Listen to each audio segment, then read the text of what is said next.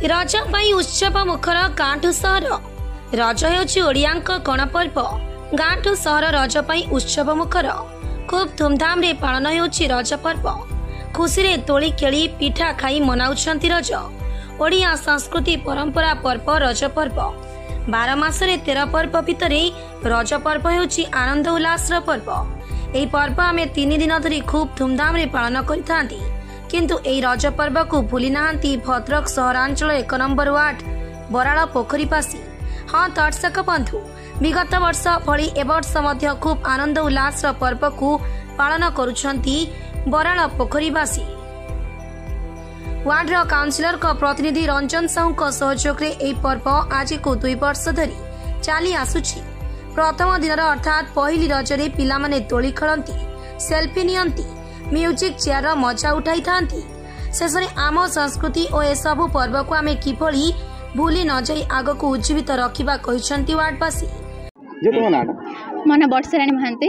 आज हूँ रज पर्व जोटा कि आम ओडिशा सब बड़ पर्व। झील पिला माने खुशी खुशी पर्व हूँ। आज पहली रज आम मैंने नुआ ड्रेस पिंधि पान खाऊँ, दोली खेलु, पिठा खाऊँ। आम बराल पोखरी गाँव में उत्सव पालन तो मैंने बहुत एक्साइटेड अच्छु। सब दोली खेलु, खुशी बुलूँ।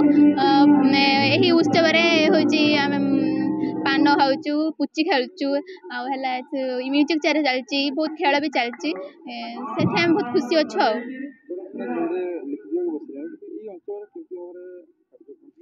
हाँ सब अंचल तो यहाँ माने बहुत माने देखा मिलूनी, किंतु आम गाँव में यहाँ चलती से बहुत खुशी अच्छु। मझे आम बंद होता कि 2 वर्ष धरी पुणी चलती पर्व, जो आम मैंने बहुत एक्साइटेड अच्छु। झील पिला एका सांग देखिए बहुत खुशी अच्छु। सांग दूली खेलु, पान खाऊँ, मजा मस्ती करचु, बहुत खुशी लगुच।